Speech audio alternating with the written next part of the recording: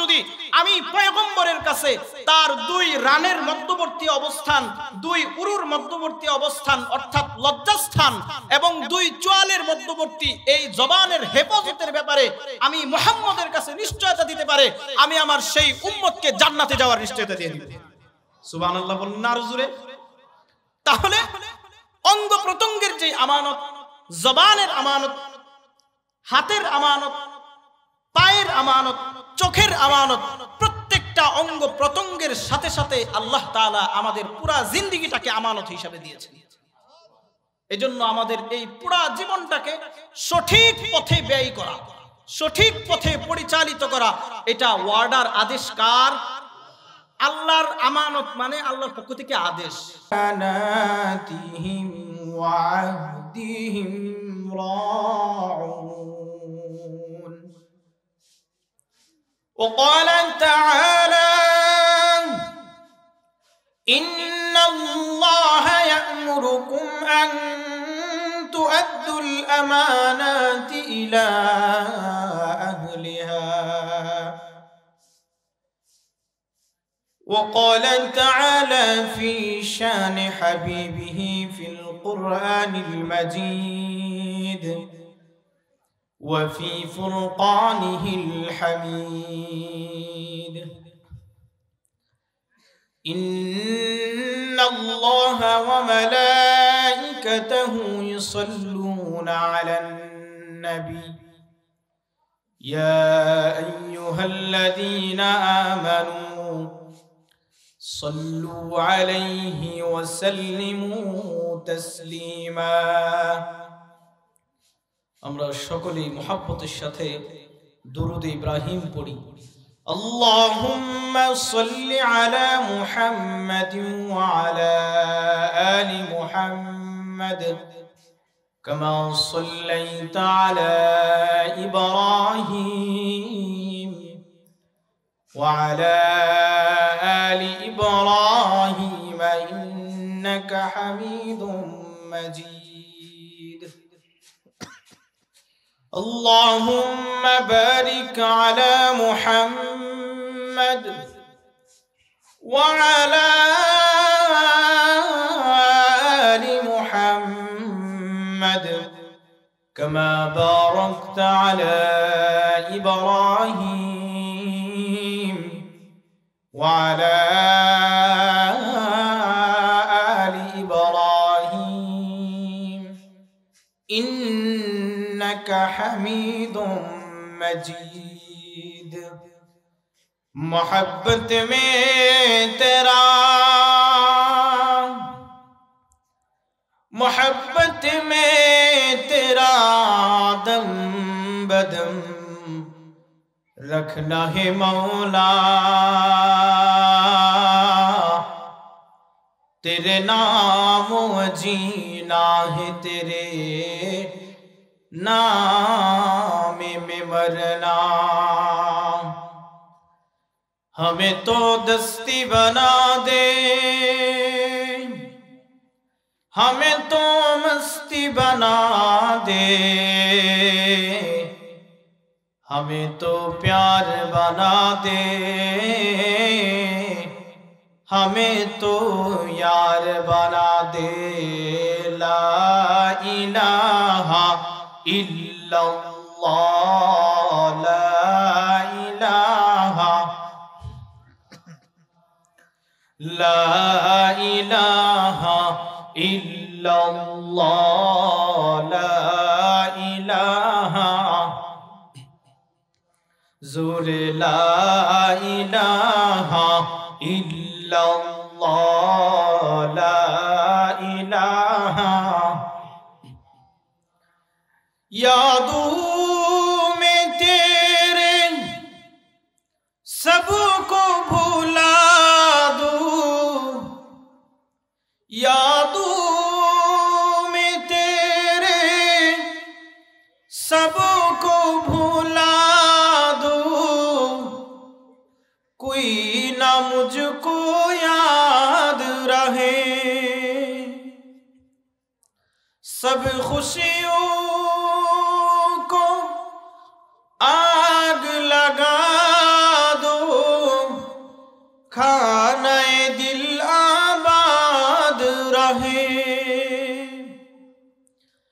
अब तू रहे बस ताद में आखिर, अब तू रहे बस ताद में आखिर, विर्द ज़ुबा ऐ मेरे इलाह, ला इलाहा इल्लल्लाह, ला इलाहा इल्लल्लाह, ला इलाहा, ला इलाहा इल्लल्लाह। तुम्हारी জিকে পড়ে অবাধ্য হই কেমন করে, তোমারি জিকে পড়ে অবাধ্য হই কেমন করে, খুঁজে না পাই কোনো ভাষা, খুঁজে না পাই কোনো ভাষা, শুকুর গুজার করার আল্লাহ, লা ইলাহা ইল্লাল্লাহ, লা ইলাহা ইল্লাল্লাহ, লা ইলাহা ইল্লাল্লাহ, লা ইলাহা ইল্লাল্লাহ, লা ইলাহা ইল্লাল্লাহ মুহাম্মাদুর রাসূলুল্লাহ। সকলে পড়ি সাল্লাল্লাহু আলাইহি ওয়াসাল্লাম।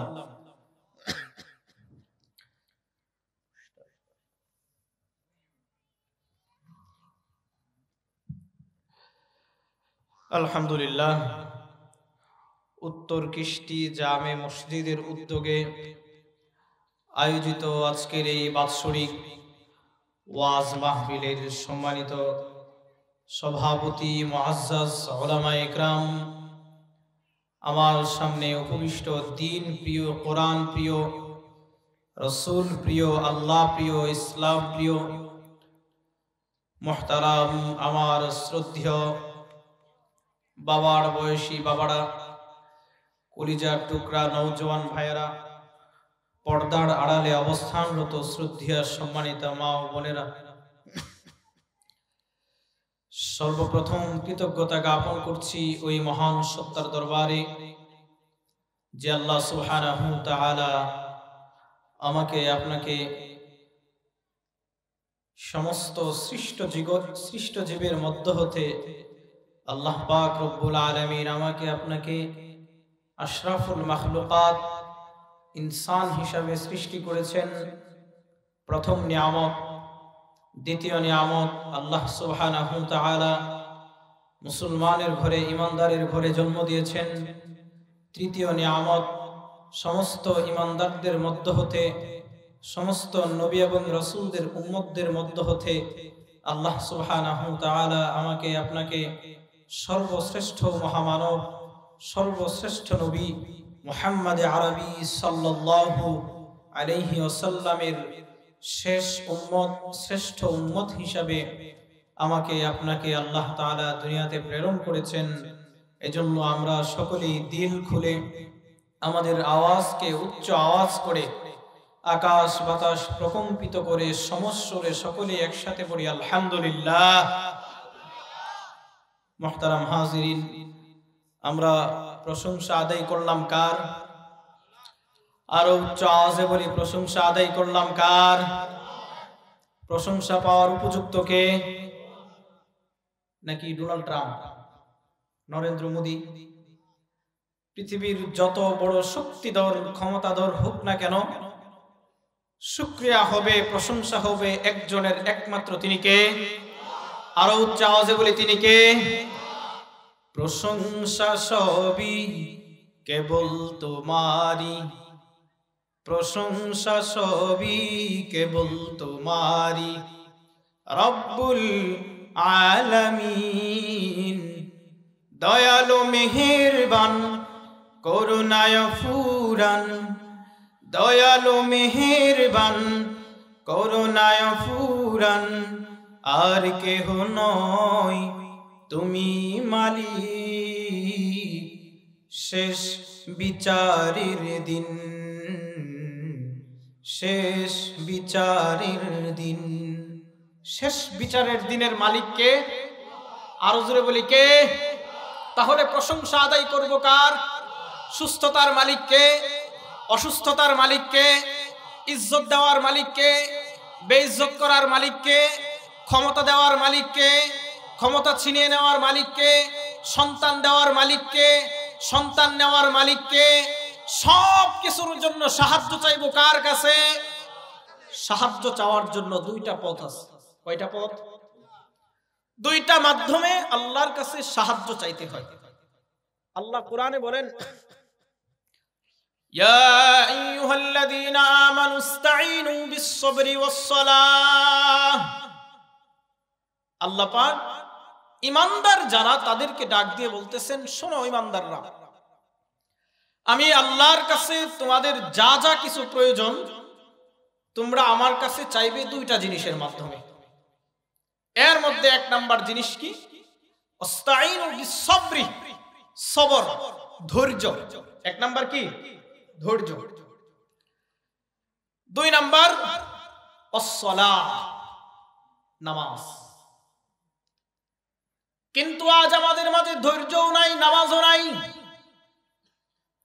সন্তান যদি আল্লাহ নিয়ে যায়, আল্লাহর বিরুদ্ধে আমরা অভিযোগ করি।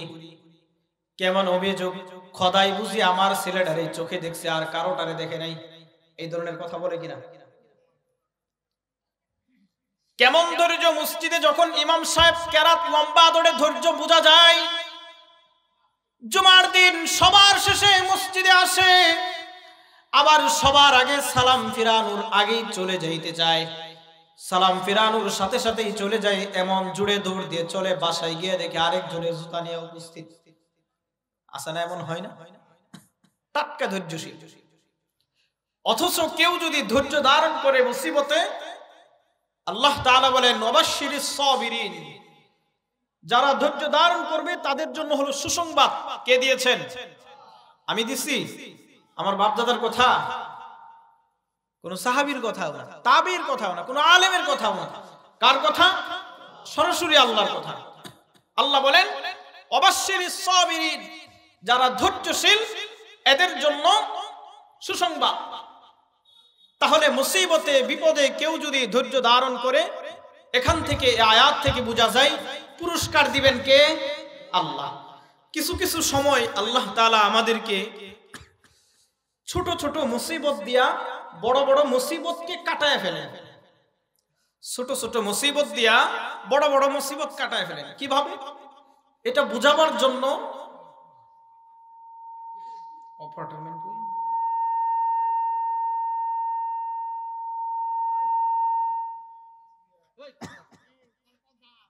হালকা একটু সাউন্ডটা কমাই দিলে ভালো হয়। যাই হোক, ঠিক হয়ে যাবে ইনশাআল্লাহ, আপনারা একটু এদিকে লক্ষ্য করেন। তাহলে যেই কথা বলতেছিলাম, আল্লাহ তাআলার কাছে সাহায্য চাইবো কয়টা জিনিসের মাধ্যমে? কয়টা জিনিস? দুইটা। এক নাম্বার ধৈর্য, দুই নাম্বার নামাজ। ছোট ছোট মুসিবত দিয়ে আল্লাহ তাআলা বড় বড় মুসিবত গুলো কাটায় দেন। কিভাবে কাটান? কুরআনুল কারীমে একটা সূরা আছে, সূরাতুল লুকমান। কি নাম সূরার? সূরা লুকমান। তো লুকমান উনি কি একজন নবী ছিলেন নাকি নবী ছিলেন না, এই ব্যাপারে মুফাসসিরিনে ইকরামদের অনেক মতভেদ রয়েছে। তবে প্রসিদ্ধ অভিমত হলো তিনি নবী ছিলেন না, একজন বিজ্ঞ আলেম ছিলেন, হাকিম ছিলেন, বুজুর্গ মানুষ ছিলেন। তাফসিরের কিতাবে আসছে ওনার চেহারার আকৃতি, ওনার সুরত কি ছিল, ওনার পেশা কি ছিল। কেউ কেউ বলেছেন উনি গোলাম ছিলেন। গোলাম বুঝেন না? কৃতদাস ছিলেন। আবার কেউ কেউ বলছেন উনি অন্যের ছাগল চড়াইতেন, মেষ চড়াইতেন। লোকটা খাটো ছিল, কালো ছিল, নাকটা একটু চ্যাপ্টা ছিল, তাহলে মোটামুটি চেহারাটা মনে হয় একটু ভয়ঙ্কর ছিল, ঠিক না? অনেক কালো ছিল। তো এই লুকমান হাকিম, উনার চেহারা, উনার আকৃতি, উনার শরীরের রং এত নিম্নমানের হওয়া সত্ত্বেও আল্লাহ পাক উনার নামে কোরআনে একটা সূরা নাজিল করে দিয়েছেন। সুবহানাল্লাহ, আরো জোরে বললেন না যে? তাহলে এখান থেকে বোঝা যায় যে কোন মানুষের আকার আকৃতি, তার শরীরের কারার দিয়ে আল্লাহ তাআলা তাকে বিচার করবেন না। আল্লাহ তাআলা দেখেন মানুষের ভিতরের অন্তর, কলব, হৃদয়, ভিতর দেখেন আল্লাহ। ভিতর দেখে আল্লাহ তাআলা প্রতিদান দিবেন, জাযা দিবেন, পুরস্কার দিবেন। তো এই লুকমান হাকিম, সে তার সন্তানকে কিছু নসিহত করেছে, সে তার এক সন্তানকে কিছু উপদেশ দিয়েছে। তো তার মধ্যে একটা উপদেশ ছিল, অন্যতম একটা উপদেশ, যে বৎস বেটা, দুনিয়াতে চলতে গেলে অনেক সময় আল্লাহর পক্ষ থেকে ইমতিহান আসতে পারে, পরীক্ষা আসতে পারে মুসিবতের মাধ্যমে। আর এই মুসিবতে বেটা ধৈর্য ধারণ করতে হয়, আর ধৈর্য ধারণ করলে আল্লাহ তাআলা পুরস্কার দিবেন। তো সন্তান বাবাকে বলতেছে, ধৈর্য ধারণ করলে, মুসিবতে পড়লে ধৈর্য ধারণ করতে হয়। আর ধৈর্য ধারণ, কথা কি আপনারা বুঝতেছেন আমার? আর ধৈর্য ধারণ করলে আল্লাহর পক্ষ থেকে যে নুসরত আসে, সাহায্য আসে, এটা আমাকে শুধু বললে হবে না, হাতে কলমে বুঝাই দিতে হবে। সন্তান ও বেতালা সন্তান। এবার লোকমান হাকিম সন্তানকে বলতেছে, চলো আমার সাথে, আমার সাথে চলো, আমার পার্শ্ববর্তী এলাকা অনেক দূর, মরু প্রান্তর পার হয়ে সে এলাকায় যাইতে হবে। সেই এলাকার মধ্যে একজন পয়গম্বর আছে, সেই পয়গম্বরের সাথে তোমাকে সাক্ষাৎ করাবো। ওই পয়গম্বর তোমাকে হাতে কলমে বুঝায় দিবে মুসিবতে ধৈর্য ধারণ করলে আল্লাহ যে পুরস্কার দিবেন কিভাবে। সন্তানও রাজি হয়ে গেছে। লোকমান হাকিম সন্তানকে নিয়ে ওই পয়গম্বরের এলাকায় চলতেছেন, মরু প্রান্তর দিয়ে হাঁটতেছেন।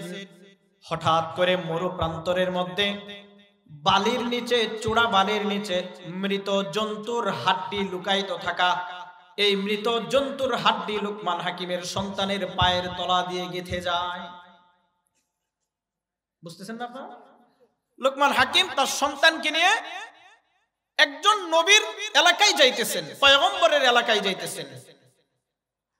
এখন একটা বিষয় আপনাদেরকে বলে দিই, আল্লাহ তাআলা দুনিয়াতে অসংখ্য নবী রাসূলগণ প্রেরণ করেছেন। অনেক নবী রাসূলকে শুধুমাত্র নির্ধারিত একটা এলাকার জন্য পাঠাইতেন। অনেক নবী এবং রাসূলকে আল্লাহ তাআলা শুধুমাত্র একটা রাষ্ট্রের জন্য পাঠাইতেন, একটা গোত্রের জন্য পাঠাইতেন। কিন্তু আমাদের নবীজিকে আল্লাহ তাআলা গোটা বিশ্ববাসীর রহমত হিসাবে প্রেরণ করেছেন। সুবহানাল্লাহ। তাহলে আমাদের দাম আছে না নাই? অবশ্যই আমাদের দাম আছে। আমাদের দামটা কেমন মাঝখান দিয়ে একটু বলে দিই। সমস্ত নবীরা জান্নাতে প্রবেশ করবে, সমস্ত নবীদের উম্মতেরা জান্নাতে প্রবেশ করবে। কিন্তু এই উম্মতে মুহাম্মাদি অর্থাৎ বিশ্বনবী মুহাম্মদ আরবি সাল্লাল্লাহু আলাইহি ওয়াসাল্লামের উম্মত আমরা যতক্ষণ না পর্যন্ত জান্নাতে প্রবেশ না করব, ততক্ষণ পর্যন্ত আল্লাহ তাআলা অন্য কোন নবীর উম্মতদেরকে জান্নাতে ঢোকার পারমিশন দিবেন না। তাহলে আমাদের দাম, মূল্যায়ন আল্লাহর কাছে আছে না নাই? আরো জোরে বলে আছে না নাই? তাহলে সেই নবীকে মহব্বত করতে হবে না? সেই নবীকে ভালোবাসতে হবে না? হ্যাঁ, অবশ্যই ভালোবাসতে। তাহলে যেই কথা বলতেছিলাম, লোকমান হাকিম তার সন্তানকে নিয়ে মরু প্রান্তর দিয়ে চলতেছে। হঠাৎ করে মরু প্রান্তর এলাকা, যেহেতু বালুকময় এলাকা, বালুর নিচে, চূড়া বালির নিচে একটা মৃত জন্তুর হাড্ডি লুকায় থাকা হঠাৎ লোকমান হাকিমের সন্তানের পায়ের তালার ভিতর দিয়ে গেঁথে যায়। লোকমান হাকিম মুসিবতে পড়ে গেছেন। সন্তানকে নিয়ে এই মরু প্রান্তরের চতুর্পার্শ্বে কোনো এলাকা দেখা যায় না। যেদিকে তাকাই শুধু মরু প্রান্তর আর মরু প্রান্তর। লোকমান হাকিম চিন্তা করতেছে, হায় হায়, আল্লাহ পাক রব্বুল আলামিন আমাকে কোন মুসিবতে, ইমতিহানে ফেলাইছেন। লোকমান হাকিম সন্তানকে নিয়ে একটা তাবু গাড়ছে। তাবু বুঝেন না? তাবু গাড়ছে। এই যে যেমন আপনাদের এটা কিন্তু একটা বিশাল বড় একটা তাবু, উপরে যে চান্দা টানায়া, তিরপাল টানায়া আমাদের এখানে নিচে বসার ব্যবস্থা করছে, এটা একটা তাবু, বড় তাবু। তো লোকমান হাকিম তার সন্তানকে নিয়ে ছোট্ট একটা তাবু বানায়া সন্তানকে ওই তাবুর ভিতর রাইখা লুকমান হাকিম পাশেই এক জায়গায় সেজদায় পড়ে গেছে। জনমানবহীন এলাকা, সাহায্য করার মতো কেউ নাই, কিন্তু সাহায্য করার মতো একজন যিনি আছেন তিনি কে? যেখানে সাহায্য করার মতো কেউ নাই, মুসিবতে যিনি ফালাইছেন আবার এই মুসিবত থেকে উদ্ধার করবেন একজন, তিনি কে? আল্লাহর কাছে লুকমান হাকিম সেজদায় পড়ে কান্না করতেছে, বলতেছে ওগো আল্লাহ, এই কোন মুসিবতে, এই কোন পরীক্ষায় তুমি আমাকে ফালাইলা? সন্তানের পায়ের তলার ভিতর দিয়ে একটা মরা প্রাণীর হাড্ডি ঢুকে গেছে। ওগো আল্লাহ, এই হাড় আমি আমার সন্তানের পা থেকে খুলতেও পারতেছি না, কি ব্যাপার, কি হয়ে গেল আমার সন্তানের? এইভাবে একদিন, 2 দিন, 3 দিন চলে যায়। অল্প সময়ের ব্যবধানে লুকমান হাকিমের সন্তানের পায়ের মধ্যে পচন ধরে গেছে। লুকমান হাকিম আল্লাহর কাছে বলে, ওগো আল্লাহ, বাবার সামনে বুঝি সন্তানের এমন করুণ মৃত্যু তুমি দেখাইবা? না আল্লাহ না, বাবার সামনে সন্তানের এমন মৃত্যু তুমি দেখায়ো না। ওগো আল্লাহ, তুমি সাহায্য করো, তুমি তো সব কিছুর মালিক, তুমি তো সব কিছুই পারো। যেখানে কেউ নাই, কোনো দিকে কোনো মানুষ নাই, সেখানে তো তুমি আছো, তোমার সাহায্য সব জায়গাতে আছে, তুমি আমাকে সাহায্য করো। এভাবে লুকমান হাকিম যখন সিজদায় পড়ে কান্না করতেছে, আল্লাহর কাছে দোয়া করে, হঠাৎ তিনি লক্ষ্য করতে পাইলেন তাঁবুর ভিতরে একটা নূর চমকাইতেছে। আল্লাহু আকবার। তাঁবুর ভিতরে হঠাৎ করে তিনি একটা নূরের ঝলমল দেখতে পাইলেন। এদিকে লুকমান হাকিম তিনি কিন্তু সিজদায় পড়ে আছেন। তাঁবুর ভিতরে সন্তানটা ব্যথার কারণে ছটফট করতেছে। সন্তানকে একজন লোক আসছে আসমান থেকে, আল্লাহ পাঠাইছেন হযরত জিবরাইলকে। জিবরাইল আলাইহিস সালাতু ওয়াস সালামকে দিয়ে আল্লাহ তাআলা পাঠিয়ে দিয়েছেন। জিবরাইল ওই তাঁবুর ভিতরে ঢুকে লুকমানের সন্তানকে বলতেছে, বেটা হাল আরফতানি, তুমি কি আমাকে চিনো? তখন এই সন্তান বলতেছে, না আমি তো আপনাকে চিনি না। তখন জিবরাইল আলাইহিস সালাম বলেন, আনা জিবরাইল। সুবহানাল্লাহ বললেন না যে, আনা জিবরাইল, আমি জিবরাইল। তখন লুকমান হাকিমের সন্তান বলে, আব্বুর কাছে অনেকবার আপনার কথা শুনেছি, কিন্তু আপনাকে দেখার সুযোগ কখনো হয় নাই, কারণ আপনি তো হইলেন আল্লাহর পক্ষ থেকে দূত, ফেরেশতা। আপনাকে তো যে কেউ চাইলেই কখনো কোথাও দেখতে পারবে না। আল্লাহ যাকে দেখার সৌভাগ্য দান করেন শুধুমাত্র সেই দেখতে পাবে। এবার তখন হযরত জিবরাইল আলাইহিস সালাতু ওয়াস সালাম লুকমান হাকিমের সন্তানকে জিজ্ঞাসা করতেছে, কি ব্যাপার, তুমি কেমন আছো? তখন লুকমান হাকিমের সন্তান যেই জবাব দেয়, এই জবাব থেকে আমাদের একটা শিক্ষণীয় বিষয়। যখন জিবরাইল আলাইহিস সালাতু ওয়াস সালাম জিজ্ঞাসা করছে, সন্তান তুমি কেমন আছো? লুকমান হাকিমের সন্তান উত্তর দেই, আলহামদুলিল্লাহ। অথচ 3 দিন পর্যন্ত তার পায়ের তলা দিয়ে মরা প্রাণীর হাড্ডি ঢুকে পচন ধরে গেছে, মুমূর্ষ অবস্থায়, মৃত্যু পথের যাত্রী। এরপরে বলতেছে, প্রশংসা কার? ভালো রাখছেন আমাকে কে? আল্লাহ। তখন জিবরাইল আলাইহিস সালাতু ওয়াস সালাম বললেন, তোমার পাটা আমার সামনে দাও। জিবরাইল আলাইহিস সালাতু ওয়াস সালাম যখন ওই লুকমানের সন্তান পা বাড়ায় দিয়েছে, জিবরাইল আলাইহিস সালাতু ওয়াস সালাম আল্লাহর নামে হাত বুলায় দিয়েছে, আল্লাহ সুস্থ করে দিয়েছেন। আরো জোরে বলি সুবহানাল্লাহ। এবার লুকমান হাকিম সিজদা থেকে উঠছে। সিজদা থেকে উঠার পর জিবরাইল আলাইহিস সালাতু ওয়াস সালাম লুকমান হাকিমকে বলতেছেন, ওগো লুকমান হাকিম শোনো, আল্লাহ তাআলা আপনাকে এই মরু প্রান্তরের মধ্যে আপনার সন্তানের পায়ের নিচ দিয়ে মরা প্রাণীর হাড্ডি ঢুকাইছে।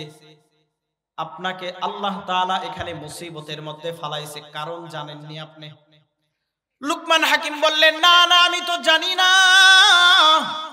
আল্লাহ পাক কেন আমাকে এখানে মুসিবতে ফালাইলেন, পরীক্ষা করলেন?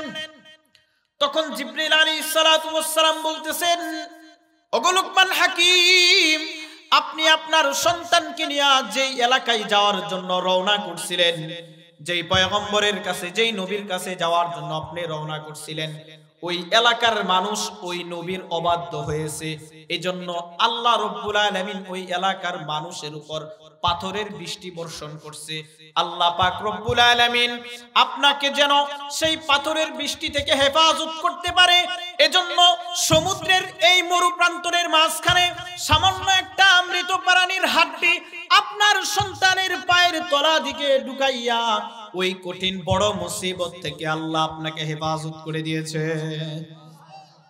সন্তান তখন বাবাকে ডাক দিয়ে বলে, ওগো আব্বা জান, মুসিবতে পড়লে যে ধৈর্য ধারণ করলে আল্লাহর পক্ষ থেকে যে পুরস্কার আছে এটা আর হাতে কলমে বুঝাইতে হবে না। যাইতেছিলাম নবীর সাথে সাক্ষাৎ করতে, আল্লাহ পাক রব্বুল আলামিন ফেরেশতার সাক্ষাৎ করায় দিয়েছে। ফেরেশতা তো নবীদের উস্তাদ, জিবরাইল আলাইহিস সালাম উনি তো নবীদের উস্তাদ, ওহী নিয়ে নবীদের কাছে আসতেন। সন্তান বলতেছে, পায়ের মধ্যে হাড় ঢুকে গিয়েছিল, ধৈর্য ধারণ করছি, আল্লাহ পাক রব্বুল আলামিন জিবরাইলের মাধ্যমে আমার পাটাকে পরিপূর্ণ সুস্থ করে দিয়েছে। সুবহানাল্লাহ বলবেন। তাহলে বলতেছিলাম আল্লাহর কাছে আমাদের যা যা কিছু প্রয়োজন সাহায্য চাইবো দুইটা জিনিসের মাধ্যমে। কয়টা জিনিস? এক নাম্বার কি বলছি? ধৈর্য। এক নাম্বার ধৈর্য, আর দুই নাম্বার হলো নামাজ। দুই নাম্বার নামাজ। আল্লাহ কোরআনে বলেন, কদ আফলাহাল মুমিনুন, কদ আফলাহাল মুমিনুন, নিশ্চয়ই মুমিনরা সফল কাম হয়ে গিয়েছে। মুমিনরা সফল কাম হয়ে গিয়েছে। কোন সকল মুমিন? আল্লাহ বলেন, আল্লাযীনা হুম ফি সালাতিহিম খাশিউন ওয়াল্লাযীনা হুম আনিল লাগwi মু'রিদুন ওয়াল্লাযীনা হুম লিয-যাকাতি ফাইলুন ওয়াল্লাযীনা হুম লিফুরুজিহিম হাফিজুন ইল্লা আলা আজওয়াজিহিম আও মা মালাকাত আইমানুহুম ফাইন্নাহুম গায়রু মালুমিন ফামান ইবতাগা ওয়ারা'a যালিকা ফাউলাইকা হুমুল আদুন ওয়াল্লাযীনা হুম লিআমানাতিহিম ওয়া আহদিহিম রাউন। আল্লাহু আকবার বলেন। এইজন্য মুহতারাম হাজিরিন, আমি শুরু থেকে যেই কথাটা বলতেছিলাম যে প্রশংসা আদায় করব একমাত্র একজনের। কার? আল্লাহর। সাহায্য চাইবো একজনের কাছে, তিনি কে? আল্লাহ। তো আল্লাহ পাক রব্বুল আলামিনের কাছে সাহায্য যেহেতু আমরা চাইবো দুইটা জিনিসের মাধ্যমে, এক নাম্বার ধৈর্য আর দুই নাম্বার নামাজ। তো আল্লাহ পাক কুরআনুল কারীমের সূরাতুল মুমিনুনের মধ্যে যারা প্রকৃত পরিপূর্ণ সফল ঈমানদার তাদের কিছু পরিচয় তুলে ধরছেন। এক নাম্বার পরিচয় সফল ঈমানদার, সফল মুমিন বান্দা হলো তারা আল্লাযীনা হুম ফি সালাতিহিম খাশিউন, যারা নামাজে বিনয়ী হয়। যারা নামাজে কি হয়? বিনয়ী হয়। নামাজে বিনয়ী বলতে নামাজে এভাবে দাঁড়ায় আর সামনে টাইলস সভাপতি সব কি লাগাইছে না লাগাইছে এটা দেখা, এদিক সেদিক তাকানো। নামাজে দাঁড়ানো অবস্থায় যদি আপনার সিনাটাকে আপনার জায়গা থেকে অন্যদিকে ঘুরায় ফেলেন 3 তাসবিহ পরিমাণ, নামাজ বরবাদে গুলিস্তান হয়ে যাবে, নামাজ শেষ। আবার নামাজে দাঁড়িয়ে আছি, আমার সিনা ঠিক আছে, মাথাও ঠিক আছে, চোখ যদি আমি এদিক সেদিক ঘুরাই মাকরুহ, নামাজের খুশু খুজু এটা নষ্ট করে দেয়। সাহাবীরা যখন নামাজ পড়তেন প্রায় সময় আসমানের দিকে মাঝে মাঝে তাকাইতেন, এদিক সেদিক তাকাইতেন। তখন আল্লাহ তাআলা এই আয়াত নাজিল করে দিয়েছেন, কদ আফলাহাল মুমিনুন, নিশ্চয়ই মুমিনগণ সফল কাম হয়েছে। কোন সকল মুমিন? আল্লাযীনা হুম ফি সালাতিহিম খাশিউন, আল্লাযীনা হুম ফি সালাতিহিম খাশিউন, যারা নামাজে বিনয়ী হয়। তাহলে এখান থেকে বোঝা যায় নামাজে বিনয়ী হতে হবে। নামাজে শয়তান আমাকে আপনাকে ধোঁকা দিবে। নামাজে শয়তান আমাকে আপনাকে ধোঁকা দিবে। আপনি নামাজে খাড়াইছেন, আপনাকে শয়তান বলবে যে আজি সাহেব আপনি যদি এখন 7 আসমানের উপরে থাকতেন, আচ্ছা কোন তো দাঁড়াইছি নামাজে, এই মুহূর্তে 7 আসমানের উপরে থাকার কি দরকার আমার? নামাজে দাঁড়াইছেন, আপনার এমন কথা মনে আসবে নামাজের বাহিরে যেটা 40 বছর আপনার মনে পড়বে না। ছোটবেলার বিভিন্ন কথা নামাজে দাঁড়াইলে তারপরে মনে আসে। আর তখন নামাজেই নিজের নফসের সাথে এই জিহাদটা করা যে না আমি নামাজে আছি, আল্লাহ আমাকে দেখতেছেন, আমি আল্লাহর সামনে আছি, আমাকে আল্লাহ তাআলা দেখতেছেন। এই যে নিজের নফসের সাথে জিহাদ করা, এটাই হলো নামাজের মধ্যে ইবাদতের ক্ষেত্রে আমানত। ইবাদতের ক্ষেত্রে কি? আমানত। এটাকে বলা হয় আল আমানাতু ফিল ইবাদাহ। আল আমানাতু ফিল ইবাদাহ, ইবাদতের ক্ষেত্রে আমানত। আমানত কয়েক ধরনের আছে, আমানত কয়েক প্রকারের আছে। আমি যে আয়াতগুলো বলতেছি এগুলোর মধ্যেও আমানতের প্রকারটা এসে পড়ে। আল্লাহ বলেন ওয়াল্লাযীনা হুম লিআমানাতিহিম ওয়া আহদিহিম রাউন। আল্লাহ বলেন সফল ঈমানদারদের আরো একটা পরিচয় হলো যারা আমানতকে রক্ষা করে। যারা কি রক্ষা করে? আমানতকে রক্ষা করে। রাসূল আকরাম সাল্লাল্লাহু আলাইহি ওয়াসাল্লাম হাদিসের মধ্যে বলেন লা ঈমানা লিমান লা আমানাতা লাহ। যার ভিতরে আমানতদারিতা নাই তার ঈমানও নাই। তার মানে আমানতের সম্পর্ক ঈমানের সাথে। যার ভিতরে কোনো আমানতদার থাকবে না তার কোনো ঈমানও নাই। তাহলে এখান থেকে বোঝা যায় ঈমানের সম্পর্ক, আমানতের সম্পর্ক ঈমানের সাথে। আমানতদার ব্যক্তি সব জায়গায় প্রশংসিত হয়, ব্যক্তি জীবন থেকে শুরু করে পারিবারিক জীবন, রাষ্ট্রীয় জীবন, সামাজিক জীবন, ব্যবসায়িক জীবন, অর্থনৈতিক জীবন, সব ক্ষেত্রেই যারা আমানতদার তারা প্রশংসনীয় হয়। পক্ষান্তরে যারা খেয়ানতদার সব জায়গাতেই তারা লাঞ্ছনামুক্ত হয়। যারা খেয়ানত করে, যে কোনো কিছুর খেয়ানত করুক না কেন, সব জায়গাতেই তারা লাঞ্ছনীয় হয়। কেন? খেয়ানতের কারণে। তাহলে আমি যে বললাম আমানত কয়েক ধরনের হতে পারে। এক নাম্বার আমানত হলো আল আমানাতু ফিল ইবাদাহ, ইবাদতের ক্ষেত্রে আমানত। দুই নাম্বার আমানত হলো আল আমানাতু ফি হিফজিল জাওয়ারিহ, অঙ্গ প্রত্যঙ্গের আমানত। আল্লাহ পাক আমাকে হাত দিয়েছেন, চোখ দিয়েছেন, নাক দিয়েছেন, কান দিয়েছেন, মস্তিষ্ক দিয়েছেন, মেধা দিয়েছেন, পাও দিয়েছেন। এই প্রত্যেকটা অঙ্গ প্রত্যঙ্গ আল্লাহর পক্ষ থেকে আমানত। तू मुझे आसमां दिया, तू मुझे आसमां दिया और तू मुझे रास्ता दिया, नियामतों से भर दिया और सबसे बेहतर कर दिया, मेरे सिर से पाँव तक, मेरे सिर से पाँव तक तेरे सनात सब दिया, देखने को आंख देकर बोलने को लब दिया, देखने को आंख देकर बोलने को लब दिया। আল্লাহ পাক রব্বুল আলামিন আমার আপনার সাদ হিসাবে আল্লাহ আসমান সৃষ্টি করে দিয়েছেন। চলাচলের জন্য আল্লাহ পাক আমার আপনার জন্য রাস্তার ব্যবস্থা করে দিয়েছেন। কর্ম করে খাওয়ার জন্য আল্লাহ পাক আমার আপনার জন্য হাত ব্যবস্থা করে দিয়েছেন, হাত সৃষ্টি করে দিয়েছেন, পা সৃষ্টি করে দিয়েছেন। আল্লাহ পাকের সৃষ্টি জগৎ দেখার জন্য, আল্লাহর নিয়ামত রাজিগুলি দেখার জন্য চক্ষু দান করেছেন। আল্লাহ পাক রব্বুল আলামিনের হালাল রিজিক খাওয়ার জন্য আল্লাহ পাক আমাকে আপনাকে জিহ্বা দিয়েছেন, খাবারের স্বাদ অনুভব করার জন্য। আল্লাহ পাক রব্বুল আলামিন আমাকে আপনাকে চলাচলের জন্য পা দিয়েছেন। এখন যদি এই অঙ্গ প্রত্যঙ্গগুলিকে খারাপ কাজে ব্যয় করি তাহলে আমি আপনি আমানতের খেয়ানত করলাম। আল্লাহ বলেন আল-ইয়াওমা নাখতিমু আলা আফওয়াহিহিম ওয়া তুকাল্লিমুনা আইদিহিম ওয়া তাশহাদু আরজুলুহুম বিমা কানু ইয়াকসিবুন। কিয়ামতের কঠিন ময়দানে আল্লাহ পাক রব্বুল আলামিন মানুষের জবানের মধ্যে তালা লাগায় দিবে। কি লাগাবে? তালা লাগায় দিবে। অতুকাল্লিমুনা আইদিহিম, আল্লাহ বলেন আমার সাথে কথা বলবে তাদের হাত, হাত সেদিন সাক্ষী দিবে। ওয়াতাশহাদু আরজুলুহুম বিমা কানু ইয়াকসিবুন, পাগুলি আমাদের বিরুদ্ধে সাক্ষী দিবে। পায়ের সাহায্যে কোথায় যাত্রা গান দেখার জন্য গিয়েছিলাম, সিনেমা দেখার জন্য কোথায় গিয়েছিলাম, পায়ের সাহায্যে পাগুলি আমার আপনার বিরুদ্ধে সাক্ষী দিবে। এজন্য আমার ভাইরা অঙ্গ প্রত্যঙ্গগুলোকে হেফাজত করতে হবে। আল্লাহ পাক রব্বুল আলামিন সফল ঈমানদারের আরো একটা পরিচয় দিয়েছেন, ওয়াল্লাযীনা হুম লিফুরুজিহিম হাফিজুন, যারা নিজেদের লজ্জাস্থানকে হেফাজত করে। লজ্জাস্থানের হেফাজত করা, বিশেষ করে এটা যুবক ভাইদেরকে উদ্দেশ্য করে বলতে হয়।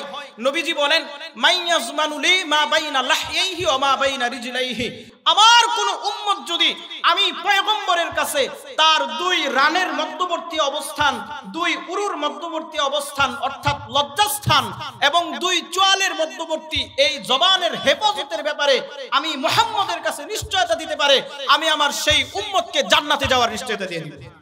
সুবহানাল্লাহ বলুন না জোরে। তাহলে অঙ্গ প্রত্যঙ্গের যে আমানত, জবানের আমানত, হাতের আমানত, পায়ের আমানত, চোখের আমানত, প্রত্যেকটা অঙ্গ প্রত্যঙ্গের সাথে সাথে আল্লাহ তাআলা আমাদের পুরা জিন্দেগিটাকে আমানত হিসাবে দিয়েছেন। এজন্য আমাদের এই পুরা জীবনটাকে সঠিক পথে ব্যয় করা, সঠিক পথে পরিচালিত করা, এটা ওয়ার্ডার আদেশ কার? আল্লাহর আমানত মানে আল্লাহর পক্ষ থেকে আদেশ। আল্লাহর পক্ষ থেকে আদেশ। তাহলে বলতেছিলাম আমানত, এক নাম্বার আমানত হলো আল আমানাতু ফিল ইবাদাহ, ইবাদতের ক্ষেত্রে আমানত। দুই নাম্বার আমানত হলো আল আমানাতু ফি হিফজিল জাওয়ারিহ, অঙ্গ প্রত্যঙ্গের আমানত। তিন নাম্বার আমানত হলো রাস্তায় কোনো কিছু পড়ে থাকে না, ওই জিনিসটা কুড়ায় পাই না আমরা, মূল্যবান কোনো জিনিস যদি রাস্তায় পড়ে থাকে, এই মূল্যবান জিনিসটাকে সঠিক মালিকের কাছে ফিরিয়ে দেওয়া, এটাও আমার আপনার জন্য আবশ্যক আমানত। আল্লাহ বলেন ইন্নাল্লাহা ইয়া'মুরুকুম আন তু'আদ্দুল আমানাতি ইলা আহলিহা, আমানতকে পাওনাদারের কাছে ফিরিয়ে দাও। এখন ধরেন আপনি হাই স্কুল মাঠে ৫,০০০ টাকা পাইছেন, কথার কথা, অথবা মূল্যবান একটা স্বর্ণের টুকরা পাইছেন, যে কোনো একটা জিনিস পাইছেন, এই সঠিক মালিকের কাছে, এই টাকার মালিকের কাছে কিংবা এই স্বর্ণের মালিকের কাছে এই জিনিসটা ফেরত দেওয়া আপনার জন্য আবশ্যক। কিভাবে? যেখানে আপনি এই জিনিসটা পাইছেন, অবশ্যই এই জিনিসটাকে গোপন রেখে, যেহেতু আমাদের সমাজে অনেক ভালো মানুষ আছে, তো এই জন্য গোপন রেখে এটাকে এলান করে দেওয়া, 3 দিন পর্যন্ত এলান করা। যেই ব্যক্তি এরকম কোন মূল্যবান জিনিস পাবে, তার দায়িত্ব হলো 3 দিন পর্যন্ত লাগাতার ভাবে এলান করতে থাকা যে আমি একটা মূল্যবান জিনিস পেয়েছি, কারো যদি হারিয়ে থাকে আমার কাছে এসে উপযুক্ত দলিল প্রমাণ দিয়ে নিয়ে যেতে হবে, এইভাবে বলা। এটা যদি আপনি আদায় করেন, আল্লাহর পক্ষ থেকে পুরস্কার আছে না নাই? দুনিয়াতেও আছে, আখিরাতেও আছে। আখিরাতে তো আল্লাহ পাক দিবেনই, দুনিয়াতেও কিছু কিছু সময় আল্লাহ তাআলা যারা আমানতকে হেফাজত করে তাদের পুরস্কার দিয়ে থাকেন। কিভাবে? এটা বোঝাবার জন্য আপনাদেরকে একটা ঘটনা বলি। তাবিঈ বুঝেন আপনারা?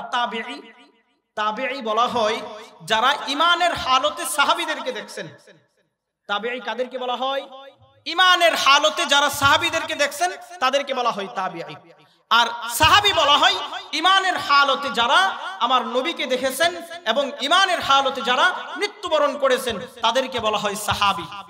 তার মানে নবীদের পর হলো স্তর সাহাবীর, এরপরে সাহাবীদের পরের স্তরই হলো তাবিঈ।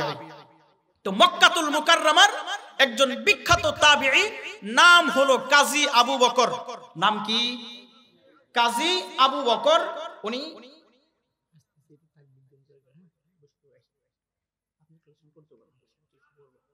আমার সময় আর কতক্ষণ থেকে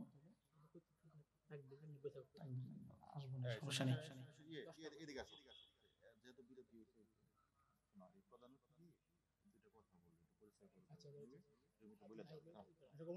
না এখনই শেষ করে দেয়া, এই আসছে দেখো নাই চলে যাবে না এখন যাবে, বুঝো নাই, বিদায় দিতে হবে, সমস্যা নাই,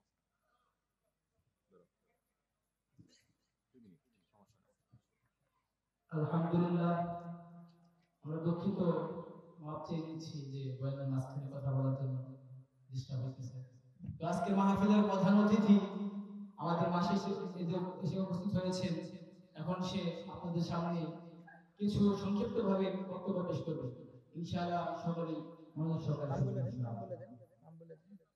এই পর্যায়ে আমাদের সামনে মূল্যবান বক্তব্য পেশ করছেন আজকের মাহফিলের প্রধান অতিথি জনাব আব্দুর রাজ্জাক আহমেদ লাবলু, বিশিষ্ট ব্যবসায়ী।